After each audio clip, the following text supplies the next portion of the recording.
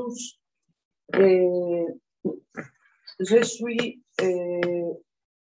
contente d'être ici encore un jour avec ces mardis strasbourgeois que beaucoup d'entre vous connaissez déjà. Rappelez-vous que si vous ne pouvez pas regarder notre conférence aujourd'hui, vous pouvez le faire à partir de demain sur YouTube. Parce qu'il y a beaucoup de gens qui m'ont posé la question, qui n'ont pas l'horaire convenable pour être avec nous au moment de la conférence. Et parce que nous avons vu qu'il y avait pas mal d'inscrits et nous ne savons pas pourquoi il n'y a pas trop de monde dans la salle d'attente pour rejoindre la conférence. Alors, nous sommes ici avec vous, comme d'habitude. D'une part, il y a M. Gintersos, Evangelos, qui va s'occuper de la modération. Il y a aussi Sina Wittner, qui travaille avec nous depuis longtemps. Il y a Angelina Buchter, notre stagiaire allemande, qui me regarde avec un peu de malice dans ses yeux. Et nous avons aujourd'hui deux personnes que je crois qu'elles vont vous intéresser. D'une part, nous avons Stéphanie Elfgang et d'autre part, Marie Bach. Les deux sont responsables à le bureau de quel Infobest quel Strasbourg. Marie s'occupe de la partie française et Stéphanie s'occupe de la partie allemande. Elles vont nous expliquer à quoi ça sert l'Infobest Strasbourg, et de quelle façon un organisme, une organisation qui réunit les deux rives, dans ces cas-ci du côté de Kiel, peut aider les citoyens strasbourgeois et les citoyens allemands qui nous entourent. Et je laisse en premier lieu la parole à Evangelos Gintersos, qui va vous expliquer quelles sont les règles que nous devons suivre pour participer activement à cette conférence. Et je donne la parole à M. Gintersos. Evangelos, c'est à toi. Merci Rosa. Avant d'expliquer les règles de cette réunion, de cette conférence d'une heure, j'aimerais aussi remercier les deux invités pour avoir accepté notre invitation. Avant de leur donner aussi la parole pour nous expliquer de quoi il s'agit, c'est Infobest. Parce que personnellement, je me suis intéressé et j'ai trouvé que vous avez un site Internet très, très complet et bien informé pour ceux qui s'intéressent à ce que vous faites. Mais rien ne vaut une discussion live. Donc, avec les personnes qui s'intéressent et qui pouvaient vous poser des questions. Et juste s'il y en a qui sont sur l'écran et qui ne les voient pas, dire que nous avons une heure devant nous. Nous allons laisser la parole aux deux nos invités pour nous expliquer grosso modo de quoi il s'agit leur organisme. Et si vous avez des questions, s'il y en a qui vont nous rejoindre prochainement dans l'heure à venir, si vous avez des questions, n'hésitez pas à lever la main si vous êtes à l'écran, mais comme je vois personne à l'écran, vous pouvez écrire vos questions et nous pouvons les lire. Donc, la parole est à vous, mesdames. Je rappelle qu'il s'agit de Marie Bach, responsable des missions du côté français, et de Stéphanie Elfgang, responsable mission côté allemand. À vous la parole. Merci beaucoup, Evangelos. Donc, je suis Marie Bach, chargée de mission française de l'Infobest Strasbourg, donc plus particulièrement en charge des questions thématiques autour de l'assurance maladie, l'assurance retraite, surtout tout ce qui va tourner autour de l'invalidité. Je partage avec ma collègue, Madame Elfgang, tout ce qui est prestations familiales. On va aussi avoir beaucoup de demandes qui vont concerner la dépendance. Voilà, ça tourne un petit peu autour de ça. Je vais laisser Madame Elfgang se présenter. Merci Marie. Je m'appelle Stéphanie Frank, je suis chargée de mission allemande, je suis juriste allemande. Et je viens de commencer à l'Infobest à Strasbourg l'année dernière. Et comme Marie a déjà expliqué, nous partageons des sujets de prestations familiales, surtout les demandes de Elterngeld en Allemagne et de Kindergeld. Mais je m'occupe aussi des thématiques tout autour de déménagement dans le pays voisin. Maintenant, je laisse la parole à ma collègue pour présenter l'Infobest. Voilà, donc on vous présente une petite présentation PowerPoint. Donc déjà, Infobest, qu'est-ce que c'est? Infobest, c'est l'acronyme en allemand de Informations- und Beratungsstellen, donc instance d'information et de conseil pour toutes les questions transfrontalières. Donc ça va concerner sur l'ensemble du réseau Infobest, la France, l'Allemagne et la Suisse. Alors nous, à CAUS Strasbourg, on va être spécialisé sur la France et l'Allemagne. Donc les missions du réseau sont l'information, le conseil sur toutes les questions transfrontalières des personnes privées, des administrations, des associations et des entreprises. Et donc, si on ne peut pas répondre à une question, on va quand même rediriger les personnes vers un organisme compétent. Alors, c'est environ 18 demandes par an qui sont traitées par l'ensemble du réseau Infobest. Il y en a 95% qui émanent de citoyens. Les thématiques fortes des instances ces dernières années, donc 2020, mais aussi 2021, ça a été l'imposition, l'assurance maladie, la retraite, le chômage, les prestations familiales et aussi beaucoup les questions relatives à la crise sanitaire. On en parlera un petit peu plus tard. Ça a été un très gros pourcentage de nos statistiques 2021.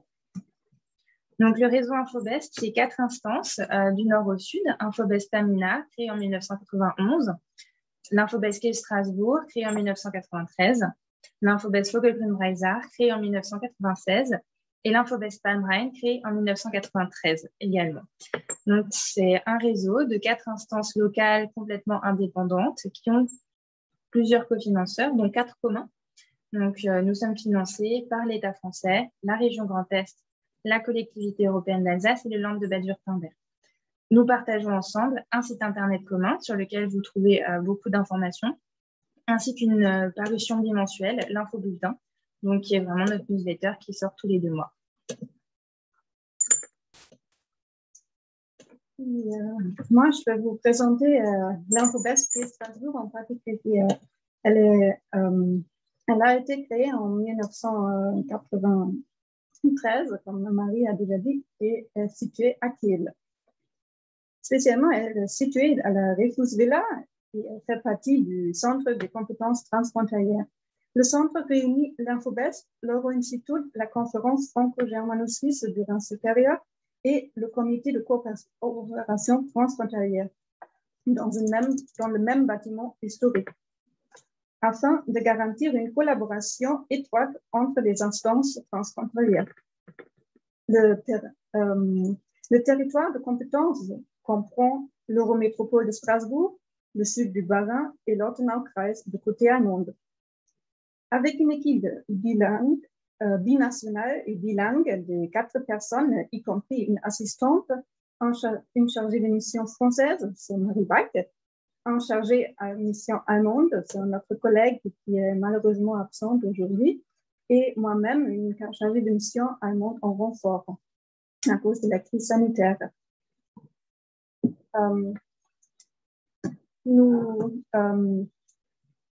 Nous sommes à disposition des usagers pour toutes les questions transfrontalières dans leur langue maternelle. Mais le travail de l'Infobest ne sera pas possible sans le soutien de nos partenaires cofinanceurs. Du côté français, c'est l'État français, la région Grand Est, la collectivité européenne d'Alsace et l'Eurométropole de Strasbourg. Du côté allemand, c'est l'Ortenau-Kreis, le Land de Baden-Württemberg et les villes d'Oberkirch, la ville d'Offenbourg, de Kiel, Aachen et de Laar. Maintenant, je vais donner la parole à ma collègue qui va vous informer sur nos services et nos statistiques de l'année dernière. Merci Stéphanie. Donc, Infobest, qu'est-ce que c'est plus en détail? C'est un service public qui est tourné vers le citoyen. Donc, on va renseigner les citoyens par téléphone, par email ou sur place Alors, sur place, avant, on acceptait les rendez-vous, les personnes qui venaient sans rendez-vous. Malheureusement, à cause de la crise sanitaire, on ne peut pas. Donc, il vaut mieux écrire ou téléphoner avant de venir. Et si besoin, on peut organiser un rendez-vous sur place. Les usagers vont obtenir des renseignements personnalisés dans tous les domaines de l'administration publique. Tout ce qui est imposition, sécurité sociale, donc retraite, assurance maladie, chômage, dépendance et prestations familiales. Le déménagement dans le pays voisin. Notre cœur de métier, bien évidemment, le statut du travailleur frontalier, mais aussi tout ce qui va pouvoir concerner les véhicules, les permis de conduire.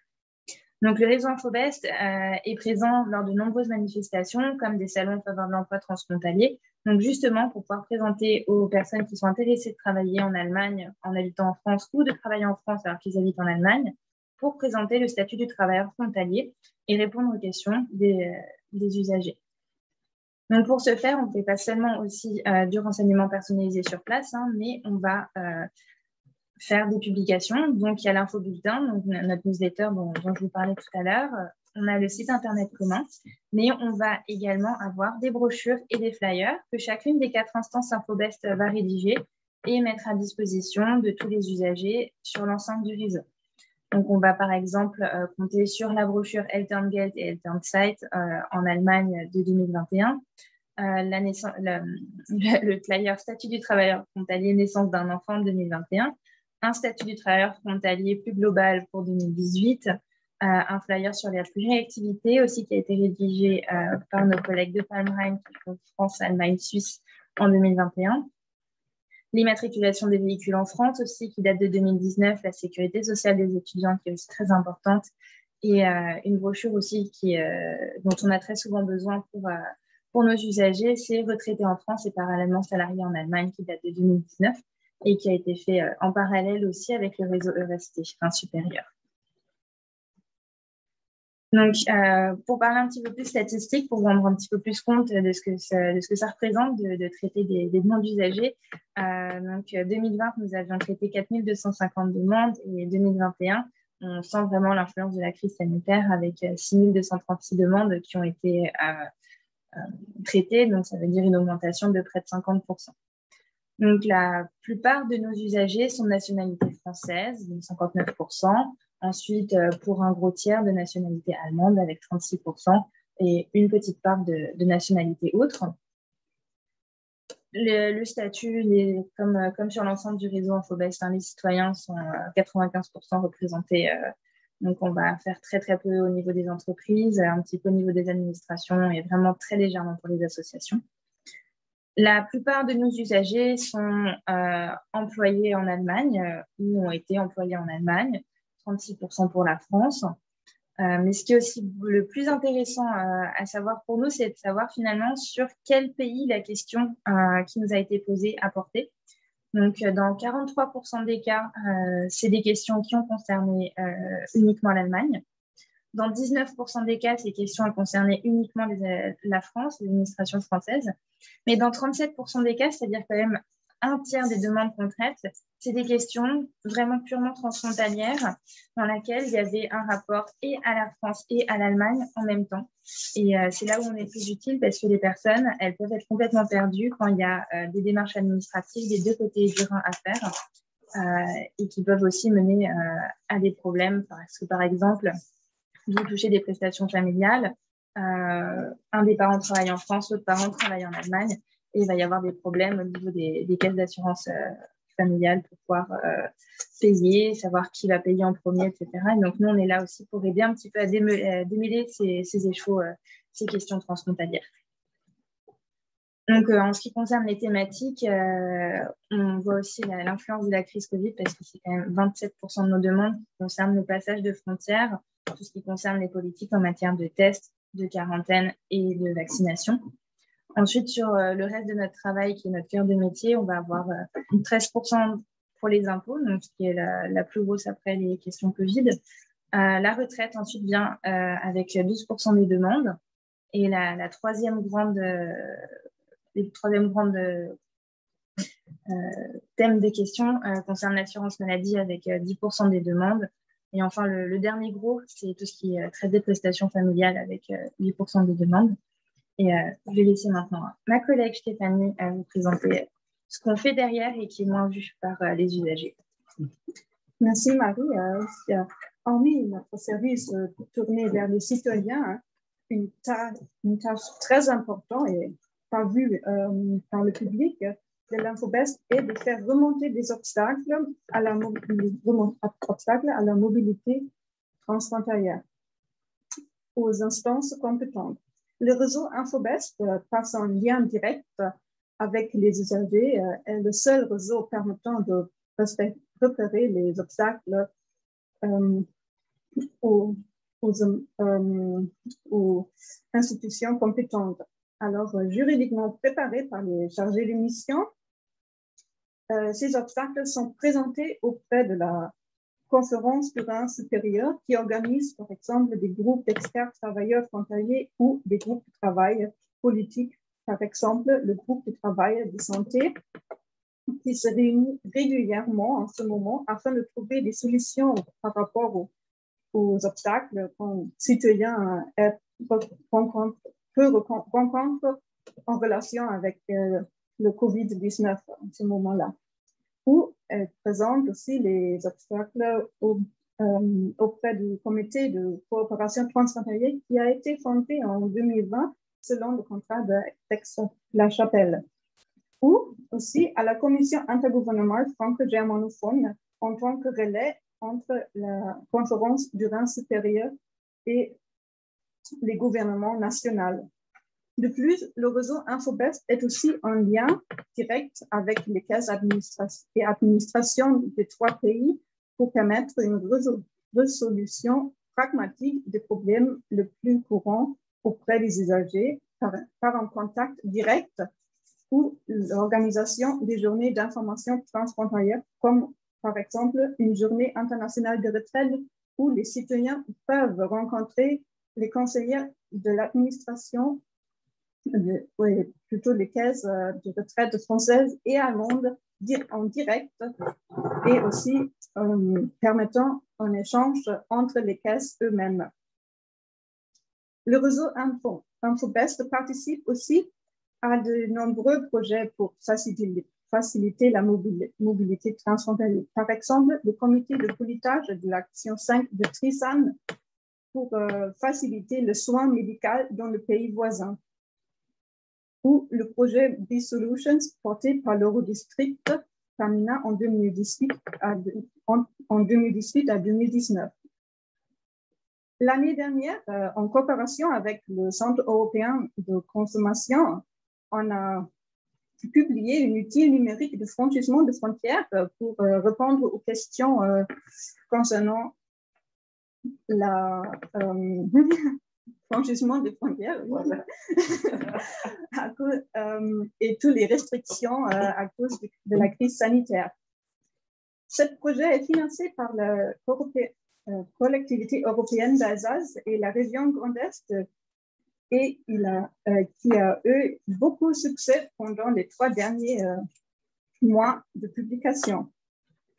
La connexion de 105 000 personnes montre l'importance et le plus-value de la coopération entre les instances transfrontalières. En ce point, le réseau Infobest travaille en coopération avec les autres instances de la coopération transfrontalière, comme on a déjà présenté avec l'outil numérique, mais aussi, par exemple, avec les eurodistricts et le réseau Eurosté Rhin supérieur, avec lequel on maintient un échange régulier et actif. Avant de continuer avec Marie Bach, j'ai une question, sinon je vais l'oublier quand vous allez finir. Vous le présentez si bien. Alors, si vous revenez en arrière avec les statistiques, j'avais une question. Quand vous avez parlé, qui peut s'adresser à votre organisme? Je croyais que c'était les Français et les Allemands. Normalement, n'importe quel citoyen, parce que j'ai vu sur les statistiques, autres 5%. Mais par contre, c'est pour ça que je ne voulais pas oublier, je découvre que les Suisses, c'est 0%. Qu'est-ce qu'ils font de cet organisme tripartite alors?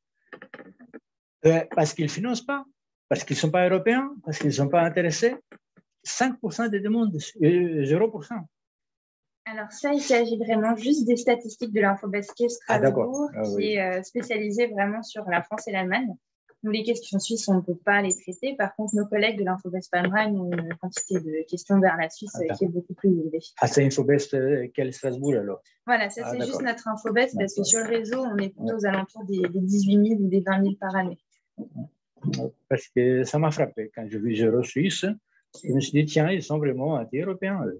Ils sont bien dans leur Suisse. Ouais. On n'a pas mis les Suisses de côté et les Suisses sont bien pris en compte, mais vraiment au sud du réseau. Alors, oui, ils ont le même conseil que les Français et les Allemands. Très bien, très bien. Je ne doute pas de votre objectivité. Puis, pour continuer avec la présentation, cependant, le réseau Infobest est en train de développer aussi. On a lancé un projet qui s'appelle en ce moment-là la Maison Service Rang Supérieur. C'est un projet trinational avec un objectif commun. C'est faciliter la vie des citoyens et de réduire les obstacles transfrontaliers par 3 piliers. Le premier pilier, c'est un service public transfrontalier, local et bilingue où les usagers peuvent, à l'assistance des conseillers eux-mêmes, remplir les demandes auprès des administrations nationales et aussi les caisses. Par exemple, la demande des prestations familiales peut être remplie par les usagers directement chez nous. Le deuxième pilier, c'est la dématérialisation de l'offre de services du réseau Infobest selon les règlements IMI, alors le règlement concernant la coopération administrative par l'intermédiaire du système d'information du marché intérieur et intérieur. C'est-à-dire, on veut offrir aux citoyens une offre digitale sur notre site Internet un peu plus accessible. La troisième pilier, c'est la coordination plus approfondie du travail du réseau et avec les autres instances transfrontalières et les administrations nationales, afin d'offrir aux citoyens le meilleur conseil possible et trouver des solutions rapides aux obstacles transfrontaliers dans l'esprit d'une Europe unie et sans frontières. Merci. Merci de votre attention. Merci beaucoup. C'était très bien. Merci. Moi, j'ai 2 questions. Oui. Alors, c'est une question de la vie réelle, si vous voulez. Et la première, imaginez-vous un citoyen ou une citoyenne de Strasbourg qui recherche du travail. Est-ce que ce citoyen ou citoyenne pourrait trouver du travail en Allemagne? Et s'il décide de faire cette démarche, parce qu'il considère ou elle considère qu'elle parle un peu d'allemand et un peu de français, et que ça pourrait bien se passer, à quoi servirait pour ces citoyens l'Infobest? Alors, ce citoyen pourrait effectivement se tourner vers l'Infobest dans un premier temps pour lui dire, écoutez, cher monsieur, chère madame, il vous faut prendre contact avec le service de placement transfrontalier, qui est un service de l'Agentur für Arbeit et de Pôle emploi en France, où les personnes, en fait, peuvent apprendre à faire un CV pour l'Allemagne, à faire ce qu'ils appellent une Bewerbungsmappe, donc un dossier de candidature, pour pouvoir ensuite postuler en Allemagne. Ils ont aussi des offres de poste, etc. Il y a tout un tas de choses dans ce service de placement transfrontalier qui est très bien. Et en fait, le vrai travail de l'Infobest va commencer quand cette personne elle aura trouvé son emploi en Allemagne et qu'elle va commencer à se poser les questions suivantes, à savoir où est-ce que je vais payer mes impôts, où est-ce que je vais être assurée à la sécurité sociale, dans quelle caisse de retraite, comment est-ce que ça se passe, etc. pour son quotidien, entre guillemets, administratif. OK. Et maintenant, la deuxième question. Figurez-vous que je suis mariée avec un citoyen français qui a travaillé quelques années en Allemagne. Ce citoyen est arrivé à l'âge de la retraite et il perçoit sa retraite française, mais il a aussi réclamé sa retraite allemande. Et alors, il reçoit une lettre de la caisse de retraite allemande, mais qui est complètement rédigée en allemand. Ce citoyen, il ne connaît pas l'allemand. C'est pas sa langue maternelle. Il connaît l'alsacien, mais pas l'allemand. De quelle façon l'Infovest, de quelle pourrait aider ces citoyens et quelles seraient les démarches qu'ils devraient faire?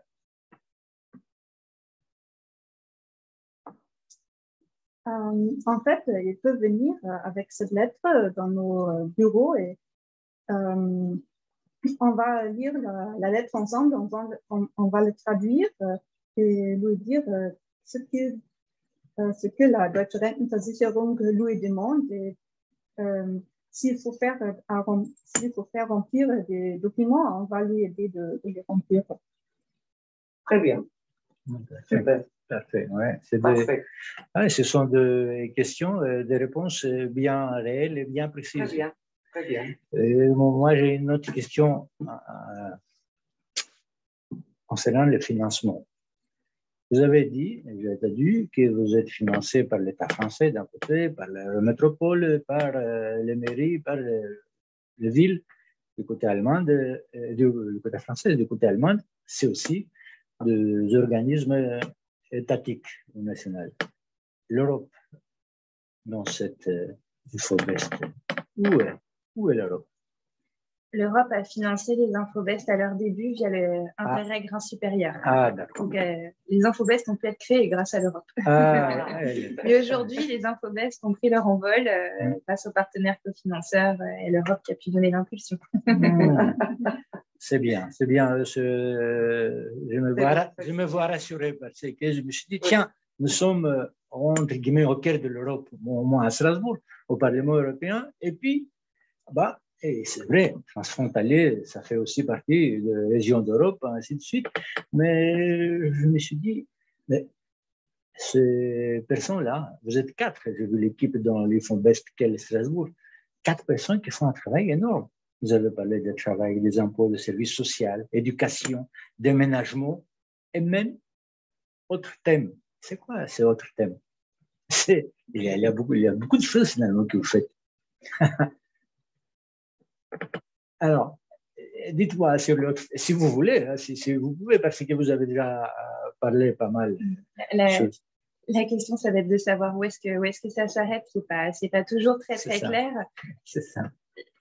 Ce qui est important, en fait, c'est que nous, on va être compétents pour tout ce qui va être des questions administratives. Tout ce qui va être question de consommation, on va renvoyer vers le Centre européen de la consommation. On ne peut pas tout faire parce qu'effectivement, on n'est que 4 personnes. Et en fonction de la demande, on va simplement pouvoir dire aux personnes qui nous contactent, écoutez, on n'est pas compétent pour ça, on ne sait pas, on ne connaît pas la réponse.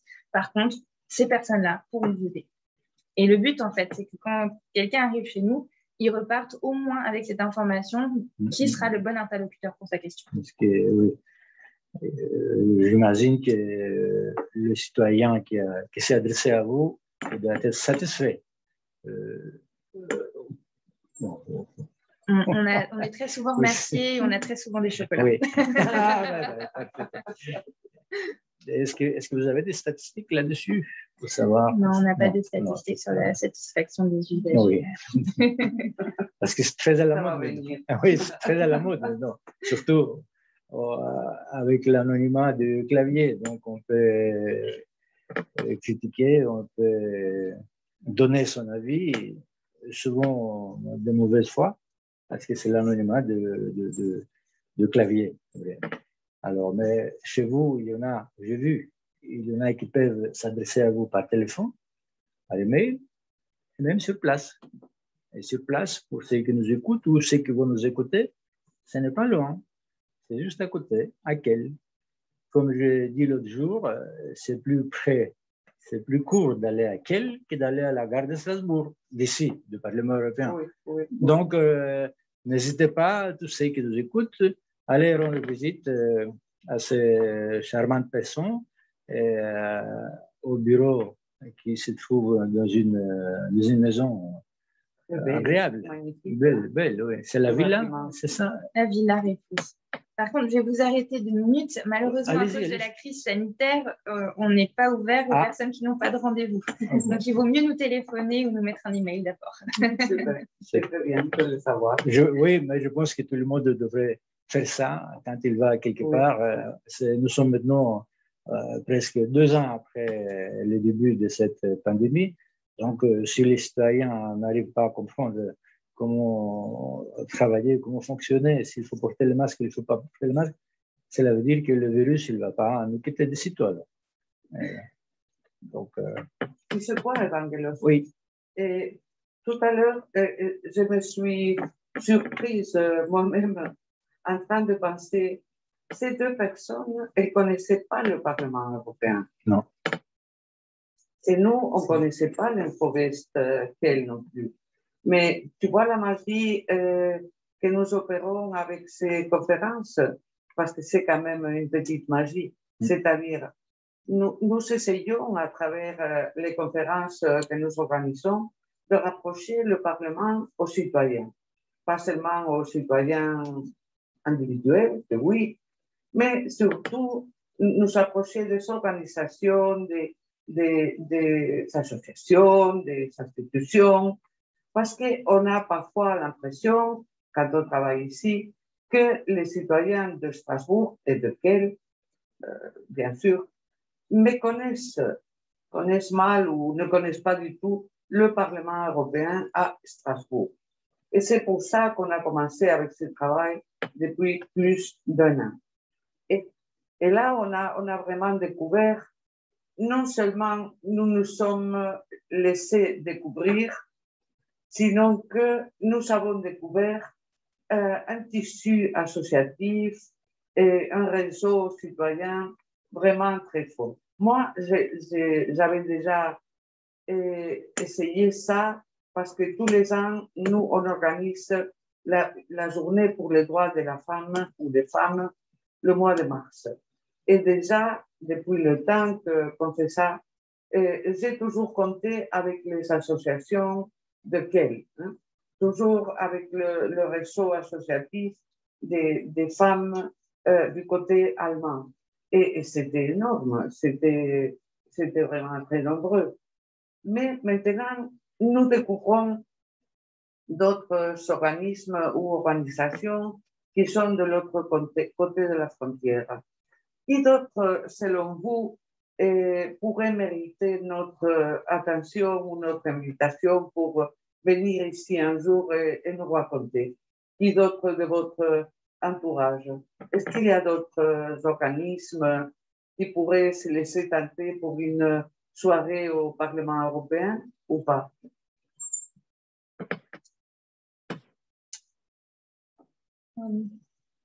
Oui, dans notre centre de compétences transfrontalières, il y a plusieurs organisations comme la conférence de rang supérieur qui s'occupe les centres de consommation européens, j'ai vu, j'ai entendu. Ça fait partie de votre... Ouais. C'est pas tout à fait les mêmes. C'est pas les mêmes. Cette conférence de rang supérieur, c'est une réunion plutôt politique qui s'occupe des obstacles transfrontalières pour le résoudre au niveau politique. C'est aussi très intéressant de compter avec eux. Le contacter. Bien sûr, il existe aussi le Centre européen de consommation à Kehl. C'est pas situé juste à côté de nous, mais à côté de près de la gare. Quadrota existe. C'est aussi le Eurodistrict dans notre établissement aussi, le Refus Villa. Ça pourrait être aussi très intéressant d'inviter des collègues de Trizan qui s'occupent de toutes les questions de soins médicale autour de la frontière. C'est ça, mais l'Euro-Institut qui participe, l'Euro-Institut qui porte Trissen, qui sont nos voisins du dessus. Super, très bien. Il y a aussi Trion Climate qui est dans nos locaux, qui pourrait aussi vous intéresser. Ah, il y a une question. Bonjour à tous ceux qui nous ont rejoints. Il y a une question. Comment vous contactez Infobest, à vous. Alors, c'est très simple. Il suffit d'aller sur le site internet www.infobest.eu. Et là, vous aurez les contacts en cliquant sur la carte des 4 Infobest. Donc, vous pouvez choisir celui qui est le plus proche de chez vous. Merci Marie. Je pense que celui qui a posé la question, il est satisfait de la réponse.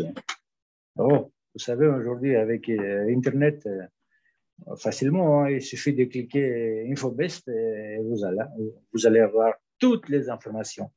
On pourrait peut-être rajouter qu'ils peuvent vous contacter par mail, par téléphone ou une visite personnalisée. Mais pour cela, il faut d'abord demander un rendez-vous à raison de la crise sanitaire.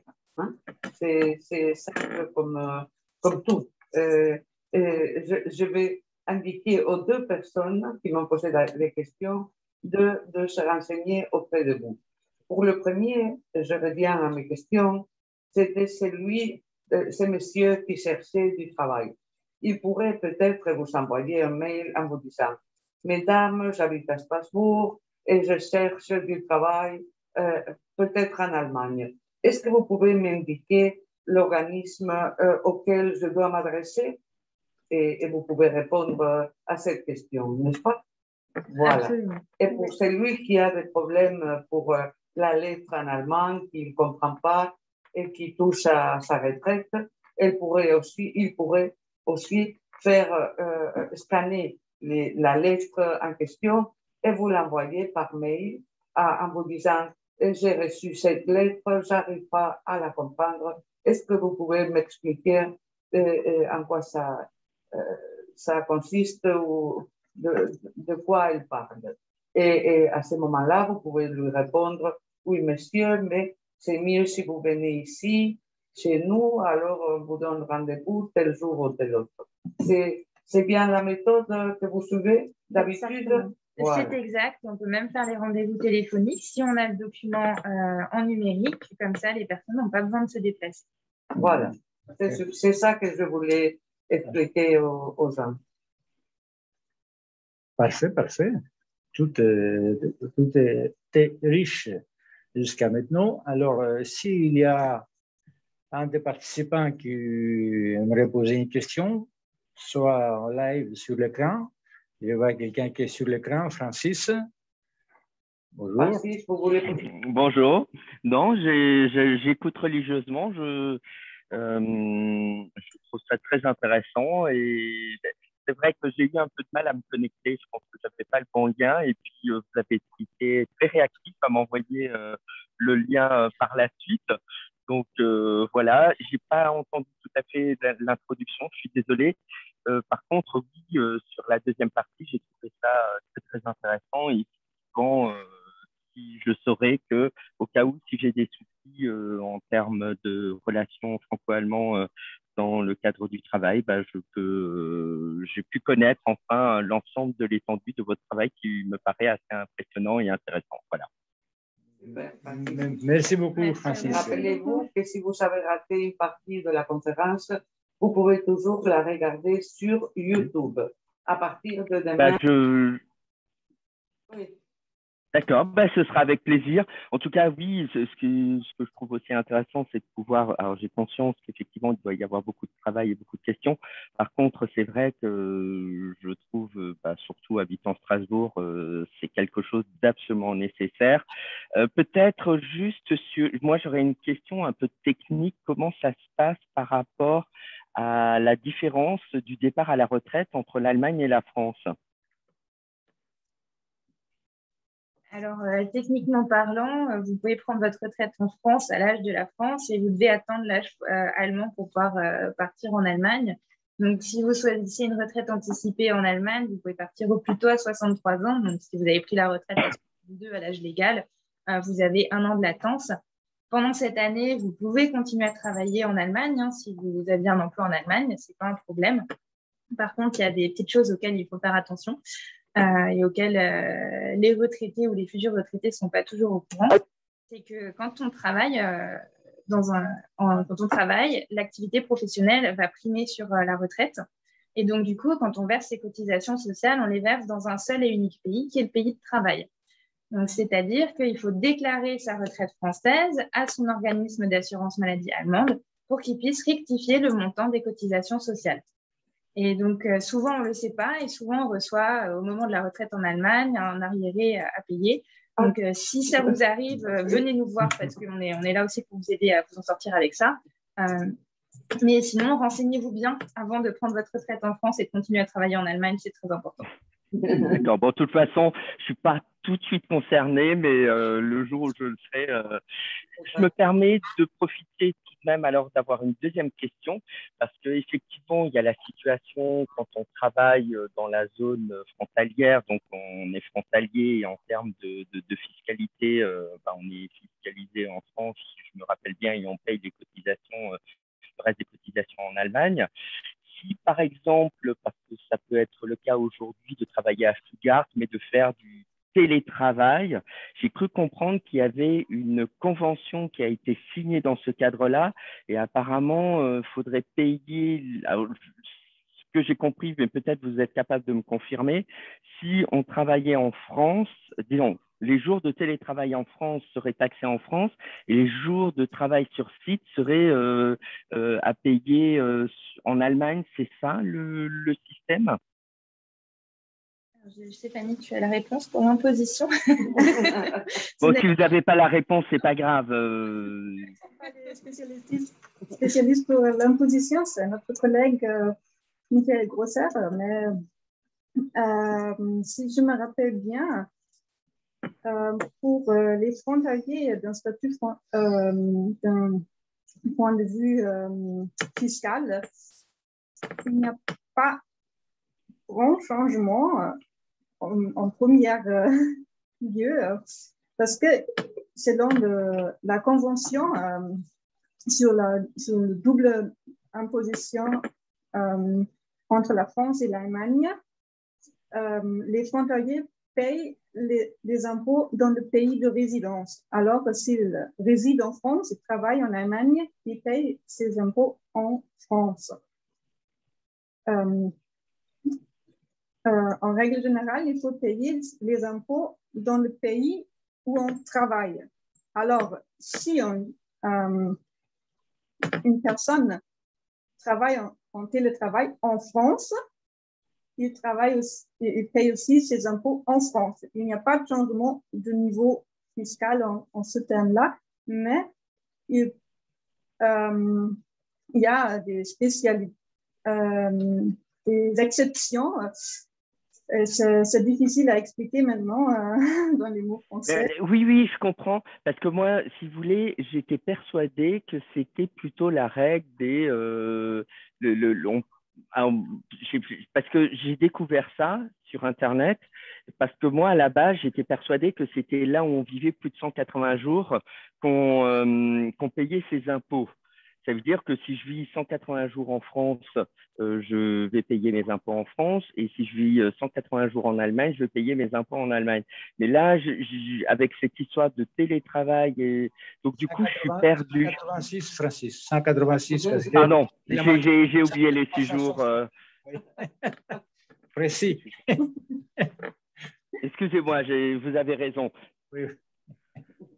C'est vrai. Dans ce terme-là, c'est comme en télétravail, les jours qui se passent, qui sont passés en télétravail, réduit le montant de 186 qui peut être exercé à l'extérieur de la zone frontalière. C'est ça. C'est un peu difficile à expliquer. Je je ne suis pas sûre que tout le monde a compris. Mais ça fait rien. Parce que maintenant, nous savons votre mail et nous connaissons votre adresse. Et alors, on va vous bombarder avec des... Est-ce que professeur va Ouais, être voir très les content de vous. clarifications, vous allez voir, à partir de demain, bloum, bloum, bloum, bloum, bloum. Merci. On va frapper à la porte jusqu'à ce que vous nous ouvrez. Mais je pense que... Avec plaisir. Francis, il est content de la réponse et vous avez été très courageuse parce que vous l'avez dit. Ce ne sont pas les termes en français dans lesquels vous avez l'habitude de vous exprimer. Mais on a très bien compris le principe grâce aussi à Evangelos qui est intervenu pour nous dire 180. Si, ça compte plus, voilà. Hein, c'est la moitié plus. Alors, on sait qu'il se passe quelque chose en ce moment avec le télétravail. Et si jamais nous avons un doute, nos spectateurs, les gens qui sont avec nous allons vous écrire. Vous n'en faites pas, vous ne pouvez pas vous échapper. Merci. Moi, je vais devoir vous laisser. Je vous souhaite merci pour tout et bonne soirée. Francis, oui? Avant de nous laisser, j'aimerais dire quelque chose concernant la retraite, parce que tu avais dit que ce n'est pas d'actualité pour toi. Tant mieux. Oui. Donc, cela veut dire que tu es jeune. Mais je voudrais dire un dicton qui disait mon grand-père, mon père, ma mère, ma culture, je suis grec. Alors, il s'agit de ce dicton très simple. Les enfants de sages préparent à manger avant d'avoir faim. Je suis assez d'accord. Prépare la retraite le plus tôt possible. On est d'accord. Merci beaucoup. Merci. Bonne soirée. Merci beaucoup, Francis. Et tu voulais dire quelque chose, Marie? J'ai eu l'impression. Oui, je voulais ajouter que sur la pluriactivité, il fallait aussi se renseigner, le télétravail, pardon. Oui. On entre justement dans ce qu'on appelle dans le jargon la pluriactivité et ça pose aussi quelques soucis au niveau de la sécurité sociale si vous naviguez entre un ou plusieurs pays, donc n'hésitez pas à vous renseigner en amont. Voilà, très bien dit, hein, tu vois. Avec le télétravail, on découvre un monde, hein. Avec, moi, je pense que nous, on découvre un monde, mais les spécialistes aussi découvrent un monde parce que tout d'un coup, il y a tout qui change autour de nous. Cette pandémie est venue d'une part à nous faire peur, très peur, et d'autre part aussi à nous réveiller d'une certaine façon, à nous secouer, si vous voulez, et pas qu'à un seul niveau, hein, à tous les niveaux. Moi, c'est que je voudrais, je pense qu'il n'y a pas d'autres questions, on pourrait finir tout doucement. Je voudrais faire une... Pardon, j'ai juste une question encore. Quand est-ce que... Attendez, je mets ma vidéo. Pardon, parce que je n'arrivais pas à me connecter. J'avais des problèmes de lien. Je ne sais pas. J'ai juste une question concernant la retraite. Est-ce qu'il y a des journées internationales que vous allez proposer? Et certainement, c'est soit par visioconférence ou comment c'est? Alors, nous proposons 4 journées internationales retraite par an. La prochaine, c'est demain, donc les rendez-vous sont déjà donnés. Alors, c'est trop tard. Hein? La prochaine, c'est au mois de juin. Du coup, contactez-nous au mois d'avril pour avoir un rendez-vous. Oui, ok. Dans tout le réseau Infobest, pour l'instant, à cause de la pandémie, ce n'est pas sur place. Les experts des caisses et administrations de retraite vont vous appeler directement chez vous. Et par contre, si vous voulez parler avec la caisse allemande, il faut soit avoir quelqu'un qui vous aide pour l'allemand, soit parler vous-même un petit peu l'allemand parce qu'il ne parle pas français. Mais je parlais de langue. Non, mais ce n'est pas ma question. Hein. Si je pars à la retraite et j'ai cotisé en France, une partie, là, je cotise en France, dans la caisse de retraite, et une partie en Allemagne. Mais j'habite en Allemagne et je vais rester en Allemagne après. Alors, où est-ce que je dois demander ma retraite? Alors, il faut faire le pays ou dans votre pays de résidence. Oui. Et ensuite, le pays de résidence va transférer votre retraite dans les autres pays européens dans lesquels vous avez travaillé. Et Hein? en fonction de l'âge légal de départ à la retraite de chacun des pays dans lesquels vous avez exercé une activité professionnelle. Alors, ça peut être plutôt en France, ça peut être plus tard en Allemagne, et il faut attendre justement pour avoir la retraite complète, c'est-à-dire des deux pays. C'est ça. C'est ça. Chaque pays va calculer, alors va reconnaître l'entièreté de votre carrière. Dans tous les pays de l'Union européenne, votre carrière aura la même durée. Si vous avez travaillé 20 ans en France, 20 ans en Allemagne, la France et l'Allemagne reconnaîtront 40 ans de carrière. Ceci dit, chaque pays va payer une retraite au prorata de ce que vous avez cotisé dans le pays, donc pour 20 ans en France et pour 20 ans en Allemagne, et chacun en fonction de sa propre législation. Donc la France avec une retraite de base et une retraite complémentaire. En Allemagne, il n'y a que la retraite de base. Voilà. Oui, c'est ça. Et une autre question. Vous savez, je suis dans la caisse de maladie française et je n'ai pas de Pflegeversicherung. Mais quand je retourne, quand je prends ma retraite en Allemagne, je vais résider en Allemagne, j'aurai à nouveau, c'est-à-dire comme la CPAM, eine Krankenkasse, une allemande, et la Pflegeversicherung. Absolument, parce que vous résidez en Allemagne et que vous allez toucher une retraite du pays dans lequel vous résidez. Si vous êtes en France, avec une retraite française et une retraite allemande, vous seriez assuré à la sécurité sociale française parce que résidente en France. Mais là, dans votre cas, c'est l'Allemagne. Et donc, chez moi, oui, je serai sous le régime social en Allemagne. C'est ça. Avec, voilà, avec les avantages ou les inconvénients. Vous ne pouvez pas choisir. Non, j'ai compris. Hein. Mais par contre, je perds la mutuelle. Vous avez effectivement plus de mutuelle parce que vous entrez complètement dans ce système allemand et vous perdez aussi le bénéfice de pouvoir vous faire soigner dans les deux pays si actuellement vous êtes travailleur frontalier. Voilà. Ça, on va perdre aussi. Hein. On ne peut pas se soigner deux fois. Une fois, ça suffit. Non, une fois, ça suffit. Il vaut mieux pas. Moi, j'aimerais rebondir là-dessus sur les retraites entre les deux pays. Oui. C'est aussi grâce à l'Europe, madame, parce que… Oui, je sais. C'est pas seulement la France et l'Allemagne, c'est pour dire que l'Union européenne, je vu tout à l'heure, vous vous référez à des directives, à des règlements de la Commission de l'Union européenne pour les impôts, pour le travail transfrontalier, pour les retraites. Donc, n'importe quel citoyen de n'importe quel pays européen, sauf les Britanniques, parce qu'ils sont sortis, il peut demander la retraite dans le lieu de la résidence du pays qui a travaillé. Donc, c'est les pays entre eux, les caisses de retraite, ils communiquent. Entre eux, oui. Entre eux, voilà. Et entre elles, oui. Aussi, c'est aussi un travail de l'Union européenne qui n'est pas très visible parce que nous, citoyens, nous mettons sur le dos de l'Union européenne tous les mots. Et parce que nous ne sommes pas encore à la retraite. Ah, ça aussi, oui. Oui, c'est ça.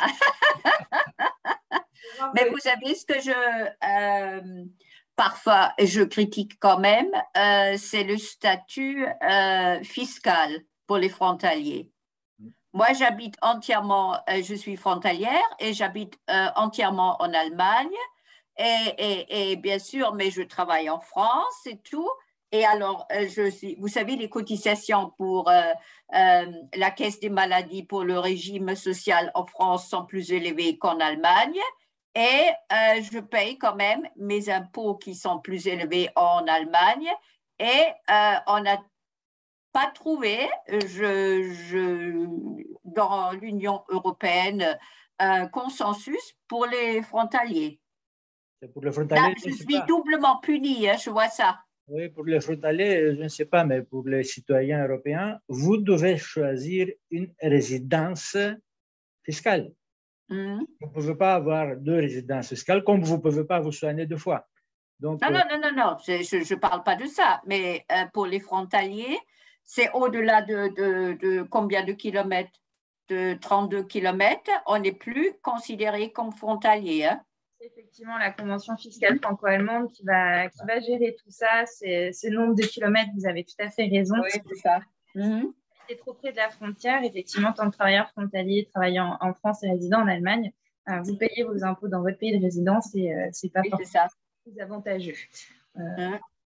Malheureusement. Là, je fais appel, il faudrait peut-être faire quelque chose. Lobbying au niveau des ministères des Finances français et allemands, parce que l'Union européenne, malheureusement, ne fait pas encore tout ce qui est fiscal. Oui, c'est ça. Bon, tant pis. Hein. Bien, merci beaucoup, madame, pour votre intervention. Oui, voilà. Et je vous souhaite une bonne soirée. Merci. Voilà, merci beaucoup pour vos réponses. Merci à vous aussi. S'il n'y a pas d'autres questions, je crois que nous approchons à la fin de cette belle heure, presque, avec nos invités, Stéphanie Elfag, et Marie Bach. Et je tiens à les remercier encore une fois d'avoir accepté notre invitation et d'avoir consacré le temps pour nous expliquer, nous d'abord, parce que nous non plus, comme ma collègue Rosa a dit tout à l'heure, nous ne savions pas ce que vous faites. Et surtout, tous ceux qui ont participé au débat, à ceux qui se posaient des questions, notamment Francis, c'est la dernière personne qui vient de nous quitter. Alors, merci beaucoup Marie, merci beaucoup Stéphanie, merci à mes collègues Sina et Angelina, et à Rosa aussi, et à la prochaine.